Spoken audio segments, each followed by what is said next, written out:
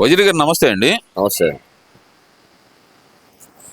ఏదైతే ఇచ్చిన హామీల్లో భాగంగా మెగా డిఎస్సి నిర్వహించిన కూటమి ప్రభుత్వం, కానీ కూటమి ప్రభుత్వం పూర్తిగా విఫలమైపోయింది. డిఎస్సి ఫెయిల్ అయిపోయింది. దాంట్లో అన్ని అక్రమాలు జరిగినాయి అంటున్న వైసీపీ నాయకులు. ఏది వాస్తవం? చంద్రబాబు నాయుడు గారి మాట నిలబెట్టుకున్నారా, లేదంటే నిరుద్యోగుల్ని మోసం చేయడానికి డిఎస్సి అన్నారా? ఏది కరెక్ట్ అనుకోవాలంటారు? ఆ రోజు ఎన్నికల్లో మనం ఇచ్చిన ప్రకారం ఏవైతే డిఎస్సి ఎగ్జామ్స్ పెడతామని వెంటనే చెప్పారో, చెప్పంగానే దాన్ని అమలుపరచడానికి వెంటనే ట్రై చేసి వెంటనే మొదలు పెడితే ఇదే జగన్మోహన్ రెడ్డి అప్పుడు కూడా కోర్టులో వేసి దాన్ని రానియకుండా చేసినటువంటి ఘనత ఈ వైఎస్ఆర్ పార్టీలో ఉన్నటువంటి వాళ్ళు. మళ్ళీ ఇప్పుడు వచ్చిన వాళ్ళు, ఉద్యోగాలు వచ్చిన వాళ్ళందరికీ కూడా వాళ్ళు హ్యాపీగా ఉండి సంవత్సరం అయిపోతుంటే ఇప్పుడు వారిని నిరుద్యోగులు చేయాలనేటువంటి భావంతో ఉన్నారు. మరి గత 5 సంవత్సరాలుగా మీరు డిఎస్ పెడతామని చెప్పి అప్పుడు మాయమాటలు చెప్పి ఎలక్షన్లో మీరు వచ్చారు. మరి ఎందుకు పెట్టలేదని మేము అడుగుతా ఉన్నాం. పెట్టిన తర్వాత ఇప్పుడు వాళ్ళందరూ కూడా స్పోర్ట్స్ కోటాలో క్లియర్ నిన్న చెప్పారు. వాళ్ళు మీడియా ముందుకు వచ్చి, నేను వాలీబాలు, నేను కబడ్డీ, లేదంటే నేను చెస్సు, నేను ఖోఖో ఆడాను అని ఇట్లా అన్ని స్పోర్ట్స్లో నేషనల్కి వెళ్ళిన వాళ్ళు అందరూ కూడా చెప్పారు. తర్వాత ఫిజికల్గా కూడా వెరిఫికేషన్ చేసిన తర్వాతే ఉద్యోగాలు వచ్చినాయి అని చెప్పేసి వాళ్ళంతా క్లియర్గా చక్కగా చెప్తా ఉంటే ఓరకన్నా ఎట్లా ఉందంటే బురద మీద జలితే నువ్వే తీర్చుకో అన్నట్టుగా సామెత ఉంది తప్ప ఏమీ లేదు. వాళ్ళు నిన్న కూడా మరి విద్యాశాఖ వెళ్ళారు, అక్కడ ఎంక్వైరీ చేశారు. ఎంక్వైరీలో క్లియర్గా అక్కడ ఉన్నటువంటి సెక్రటరీ గారు క్లియర్గా ఆన్సర్ కూడా చెప్పడం జరిగింది. ఇవాళ ఏమి లేదని అక్కడ క్లియర్గా అర్థమైపోయింది. ఎందుకంటే దీన్ని డైవర్షన్ రాజకీయాలు. మహానాడు సక్సెస్ఫుల్గా జరిగింది. గతంలో కంటే కూడా ఈసారి కొన్ని లక్షల మంది, 40 లక్షల మంది తిలకించి కదలకుండా 2 రోజులు కదలకుండా అలా కూర్చొని చేసాం. ఇంతకుముందు అంటే అక్కడ దాకా వెళ్ళటం, కొంతమంది దావలో ఉండటం, కొంతమంది రూమ్లో ఉండటం, కొంతమంది రావటం, కొంతమందికి అక్కడ అకామిడేషన్ లేకపోవటం చాలా ఇబ్బందికరంగా ఉండేది మహానాడు. కానీ ఈసారి మహానాడు ఎక్కడెక్కడ ఎవరి డివిజన్స్లో వాళ్ళు, ఇప్పుడు గుంటూరు ఉంది, 12 చోట్ల వెస్ట్లో పెట్టడం జరిగింది. అట్లాగే ఈస్ట్లో కూడా ప్రతి చోట కూడా కస్టమర్స్ ఎక్కడైతే ఉన్నారో వాళ్ళ ప్రాంతంలోనే పెట్టడం చాలా గొప్పగా జరిగింది. ఎవరు కూడా కనీసం ఉదయం నుంచి సాయంత్రం కూడా కదిలి వెళ్లకుండా చక్కగా ఉండి అవన్నీ కూడా సక్సెస్ఫుల్ చేసింది జరిగింది.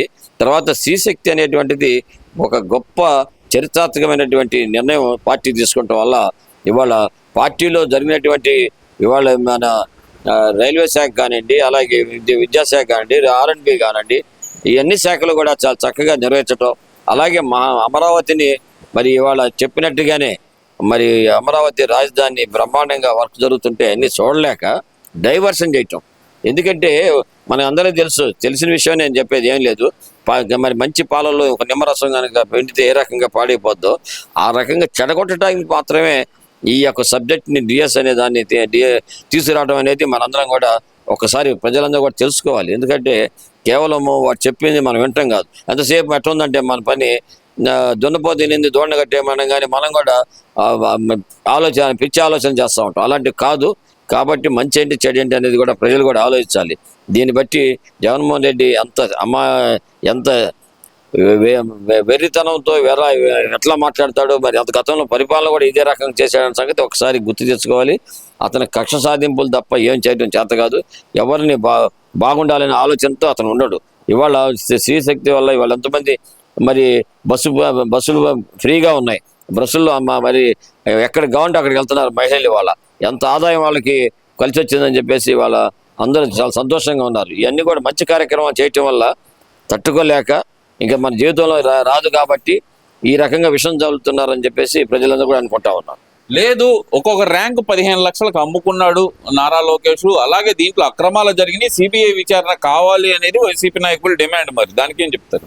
ఏమంటే మంత్రులందరూ కూడా మాట్లాడారు. అలాంటిది ఏమైనా ఉంటే ఛాలెంజ్ చేస్తున్నాం, మీరు ప్రూఫ్ చేయమని చెప్తున్నారుగా, మరి ప్రూఫ్ చేయాలిగా. ఊరికి అంటే సరిపోతుంది. నేనే అంటాను, మీరు డబ్బులు తీసుకున్నారని చెప్పడం కాదు కదా, మాకు ప్రూఫ్ ఉండాలి కదా. ఇవాళ మీ యొక్క లిక్కర్ స్కామ్ ఉంది. ఇవాళ లిక్కర్ స్కీమ్లో అన్నీ కూడా డబ్బులు క్లియర్ కళ్ళ ముందు కనపడతా ఉన్నాయి. అక్కడ ఈ బాక్సులు ట్రాన్స్ఫర్ చేయటం, డబ్బులు తీసుకురావటం, ఆ తర్వాత మీరు సౌత్ ఆఫ్రికాలో మైనింగ్లో పెట్టడం, అక్కడ లిక్కర్ సంబంధించిన హోల్సేలర్ దగ్గర నుంచి వాళ్ళ దగ్గర కమిషన్ తీసుకుంటాం, డిస్టరీ దగ్గర నుంచి కంపెనీ డబ్బులు తీసుకుంటాం, ఇవన్నీ కూడా రికార్డెడ్గా అన్ని కూడా ఆధారాలతో ఇవాళ దర్యాప్తు సంస్థ క్లియర్గా మరి ఇవాళ ఈ కోర్టు సబ్మిట్ చేసింది. ఇవన్నీ కూడా ఆధారాలతో చేసేటువంటిది ఏదైనా ఉందంటే ఇవాళ మీరు మనం ఆ లిక్కర్ కేసు చూస్తేనే అర్థమవుతుంది. అలాంటి ఆధారాలు లేకుండా మాట్లాడేటికి ఏమి ఉండదు. ఇవాళ మరి లిక్కర్లో ఆ మాఫియాకు ప్రధాన కారకుడు ఎవరై అంటే జగన్మోహన్ రెడ్డి అనేటువంటిది క్లియర్ కనపడతా ఉంది. అది వాళ్ళ పిఏ క్లియర్గా రేపు అన్ని చెప్తాడు. ఎందుకంటే ఆధారాలన్నీ ఎట్లా దర్యాప్తు సంస్థ ఎలా చేస్తుందంటే ఆధారాలు స్వీకరించిన తర్వాతే వాళ్ళని అరెస్ట్ చేస్తున్నారు. కాబట్టి ఎక్కడికి వెళ్ళరు. మీరు ఎలాంటి పిచ్చి వేషాలు అయితే మాత్రం కుదరదని చెప్పేసి తెలియజేస్తారు. ఇదంతా ఒకెత్తి అయితే అది మహానాడు కాదు దగానాడు అంటున్నా కొడాలి నాని ఏం చెప్తారు మరి దానికి? వీడు వచ్చాడండి ఇప్పుడు బయటికి మహానుభావుడు. ఇప్పుడు దాకా దొంగలాగా దాక్కొని చచ్చిపోయేవాళ్ళలాగా బాంబే వెళ్ళి ఆపరేషన్ చేయించుకొని ఇక్కడ లేరండి, విజయవాడ లేరండి ఆపరేషన్ చేసేవాళ్ళు. కార్డియాలజిస్ట్ బ్రహ్మాండమైన ఇక్కడ రమేష్ హాస్పిటల్ ఇవన్నీ బ్రహ్మాండంగా ఉంటే అక్కడ ఎందుకు పోయేవాడుకుంటారు? కేవలం దొంగలాగా దాక్కుంటాకి వెళ్ళడం సంగతి తెలిసింది. ఇవాళ ఆయన అసలు ఈ గుడివాడ నాని అనేవాడు అసలు మనిషే కాదు. ఎందుకంటే ఆయన మాట్లాడే మాటలు మరి 2 సంవత్సరాలు జరబోయాడా, ఇప్పుడు ఇవాళ కళ్ళు తెరిచాడు. ఇవాళ మీ నాని అనే మాటలు పనికిరాని మాటలు, చెత్త మాటలు. మరి ఆ రోజు ఏమన్నాడు, మన కుప్పంలో నేను గెలిస్తే కుప్పంలో గెలిస్తే నేను ఆత్మహత్య చేసుకుంటా లేదా అది చేసుకుంటా ఇది అని డబ్బా మరి పలికారు. రకరకాలు మాట్లాడారు. ఇవాళ మీరు మాట్లాడే పరిస్థితి ఉంది. ఇవాళ లోకేష్ బాబుని ఇష్టం వచ్చినట్టు మాట్లాడాడు ఈ నాని. మరి రకరకాలుగా ఎందుకంటే మేము అనకూడదు. అతను మాట్లాడు కాబట్టి అదే మాట మళ్ళీ నేను రిపీట్ చేయడం మంచిది కాదు.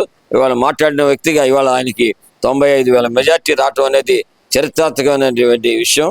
ఒక్కసారి ఆ నానిని నోరు మూసుకొని కదలకుండా ఉంటే మంచిది, లేదంటే నీకు కూడా చెప్పకూడదు తప్పదని చెప్పేసి మీ ఆంధ్ర వాయిస్ ద్వారా తెలియజేసుకోండి. అంటే ఎందుకంటారు ఈ రెచ్చగొట్టే వ్యాఖ్యలు? వంగి అంటే పవన్ కళ్యాణ్కి నరేంద్ర మోడీ గారికి వంగి దండం పెట్టడం తప్పితే ఈ 2 సంవత్సరాల్లో చంద్రబాబు నాయుడు గారు సాధించింది ఏమీ లేదు అంటూ ఇదే నాని గారు మాట్లాడుతున్నారు. మరి దానికి ఏం చెప్తారు?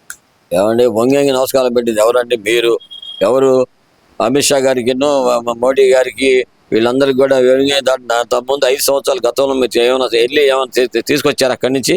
ఇవాళ చంద్రబాబు నాయుడు గారు అక్కడ మనకు రావాల్సినటువంటి అన్నీ కూడా సేకరించి ఇక్కడ తీసుకొస్తున్నారు. మీరు 5 సంవత్సరాలు అక్కడికి వెళ్ళింది ఏం చేశారు? కేసులు మాఫీ చేసుకోవడం కోసమే మీరు వెళ్ళారు తప్ప ఎటువంటి ఈ ప్రజలకు సంక్షేమం కోసం మీరు అసలు వెళ్ళలేదు. ఇలాంటి మనుషులు మీరు మాట్లాడే అర్హత మీకు లేదని చెప్పి తెలియజేస్తున్నాం. మరి ఓవరాల్ గా చూస్తే కనుక ఈ మహానాడు అనేది భజన కార్యక్రమంలో సాగింది తప్పితే ఉపయోగం ఏముంది? జగన్నామ స్మరణే మోగింది దాంట్లో అంటున్న వైసీపీ నాయకులు. మరి ఏం చెప్తారు దానికి? ఏమండి మహానాడు అంటేనే దానిలో మంచి ఏంటి చెడ్డ ఏంటి, ఎవరు ఏం చేశారు, ఎవరు ఏం మంచి చేశారు, ఎవరు చేయలేదు, తర్వాత ఏం చెయ్యాలి అనేటువంటిది చర్చ జరుపుకోవడం కోసం ఈ మహానాడిని ఆనాడు అన్న నందమూరి తారక రామారావు గారు ఏర్పాటు చేసినటువంటి మహానాడు ఇది. ఊరికనే ఆయన చెప్పినట్టుగా ఇక్కడ ఏమి పని పాట లేకుండా పెట్టలేదు ఇది. అయినా కూడా చంద్రబాబు నాయుడు గారి ఒక పెద్ద హృదయం, ఎందుకంటే ఆర్థిక విధానం దెబ్బతినకూడదని చెప్పేసి ఈ మీడియా ద్వారా పెట్టడం అనేది ఒక చరిత్రాత్మకమైనటువంటి విషయం. మరి ఇవాళ మనం చూసాం కొన్ని లక్షల రూపాయలు ఆదాయం చేసినటువంటి ఘనత ఈ యొక్క తెలుగుదేశం పార్టీ చంద్రబాబు నాయుడు గారిది, లోకేష్ బాబు గారిది అని చెప్పి తెలియజేస్తా ఉన్నాం. ఇవాళ మంచి చేసిన వాళ్ళ పేర్లు చెప్పుకుంటే తప్పేందండి? నువ్వేదో రామస్వామి అంటావేంది? నీ మంచి పని చేస్తే నిన్నే మీరు చెప్పుకుంటావు. మరి నువ్వు ఏదైనా ఒక మంచి పని చేసావా చెప్పు. ఒక్క పని కూడా చేయకుండా చేసిన వాళ్ళు మంచి చేశారని చెప్తే నువ్వు మాది జగన్మోహన్ నామం చేపిస్తున్నారు వీళ్ళు అంటున్నారు కదండి. జగన్మోహన్ నామం ఏం చేయాల, తప్పు చేసావు కాబట్టి తప్పు అని చెప్పారు అంతే. ప్రతి డిపార్ట్మెంట్లో కూడా ఇప్పుడు ఏం చేసావు అన్ని, ఇప్పుడు అగ్రికల్చర్ కానివ్వండి, బీసీ కానివ్వండి, అట్లాగే మైనారిటీ సంబంధించినవి కానీ ఇవన్నీ కూడా చేసిన దాంట్లో నువ్వేం చేయలేదు కాబట్టి అవి ఒకసారి గుర్తు చేయాలి కాబట్టి అవన్నీ గుర్తు చేసి చెప్పారు అంతే తప్ప ఇక్కడ నీ నామస్మరణ ఎవరు చేయలే. ఎవరికి కావాలి నీ నామస్మరణ? ఏమన్నా దేవుడు లాంటి వాడువా? నువ్వేమన్నా ఎవరికైనా సహాయం చేసావా? ఏం చేసావు? కేవలం చంపటం, లేదంటే ఊరికనే బట్టలు నొక్కాను అంటాం. అది కూడా 100 మంది నొక్కి 1,00,000 మందికి ఇచ్చానని చెప్పి అబద్ధాలు చెప్పి ఊరికే బటన్తో నాటకం 5 సంవత్సరాలు నాటకం ఆడిన సంగతి ప్రజలందరికీ కూడా తెలుసు. ఇవాళ 1వ తారీఖు మేము పెన్షన్ ఇస్తా ఉన్నాం. ఇవాళ పొద్దున్నే అందరికి కూడా పెన్షన్ తలుపు తట్టి వాళ్ళు నిద్రపోతుంటే లేపి ఇవ్వటం అనేది ఒక చంద్రబాబు నాయుడు వల్లే అయిందని చెప్పేసి తెలియజేసుకుంటాం.